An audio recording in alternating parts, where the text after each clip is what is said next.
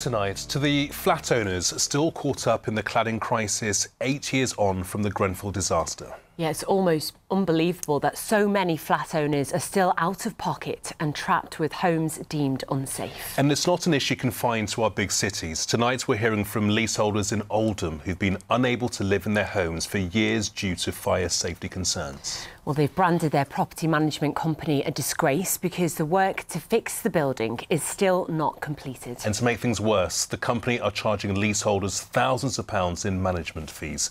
Tim Scott has tonight's top story. Locked out of her home for nearly 5 years, yet being charged thousands for repair work that's still not finished. Fozia Malik is at the end of her tether. They just only send us invoices. Every year, 4,000 to 5,000, and sometimes they said we are doing this, we are doing that, and they add money in invoices. Fozia and everyone who lives in this block in Oldham had to move out in 2020 after the building was deemed a fire hazard. Repair work is yet to be finished by the management company RMG. Fozia is now living in student halls, but that hasn't stopped RMG charging leaseholders like her thousands of pounds in fees for homes they can't access or live in. Just how much then have you actually had to pay out? It's more than 25,000, I think. When every year goes by that we don't get any answer from RMG, the residential management company, whenever we ask for the time frame, they won't give us any time frame. Lee Ashworth and his daughter Sarah own and rented out 2 of the flats here. Lee's been diagnosed with leukemia and his wife has a serious brain condition. Like Fozia, they forked out thousands in management fees to RMG while losing thousands in income from rent. We can't do anything about it. If we say we couldn't afford a legal representation to tackle this company. It's a very big company. And we can't do anything in that respect. It's an absolute disgrace. Giles Grover from Manchester Cladiators works to assist those who are caught up in the cladding scandal. He's helping Fozia in her fight with RMG. They're hammering Fozia and all leaseholders left, right and centre for money, demanding huge payments for service charge. Fozia's now got to pay for fire doors, got to pay for legal fees, service charges, insurance, and she's still homeless. She still can't get to the building. On their website, RMG described themselves as one of the most respected property management companies who deliver a service that is second to none. In a statement, they told us, "We understand the ongoing concerns of residents and want to reassure everyone that their safety remains our highest priority. This is a complex situation and we're fully committed to resolving it as swiftly and thoroughly as possible so people can live in these homes again." So, still no completion date for the work on the flats and no date for when Fozia can move back in. It seems the only thing she can count on is the monthly bill from RMG for management fees. Tim Scott, ITV News.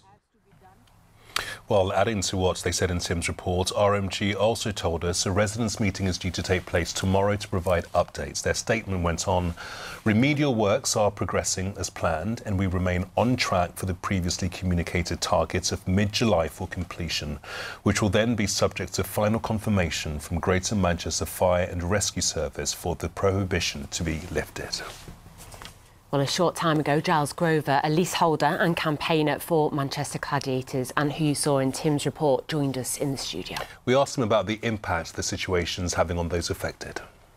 It's the emotional anguish. You know, you're essentially trapped in what you thought was your sanctuary, you know, in your home, where you'd be safe from the outside world. You're trapped in a flat that could potentially, you know, burn you to death within 10 to 15 minutes. Alongside that mental health anguish, it's the financial pain, it's the suffering in general that you just don't feel you can move on with your life. You know, a lot of people we know have been in this situation, as you say, for 8 years, but 5 years minimum, where they just want to crack on, to be able to sell up, to grow their family, to move, to get another job, but they just can't because they're just trapped. It seems so unfair. The one thing that everyone knows, the Grenfell Tower inquiry has reported, the government's confirmed that leaseholders, residents, are the only innocent victims of this scandal.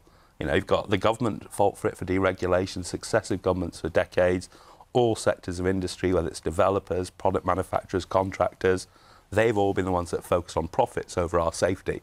So we're the innocent ones, but we're still being made to pay.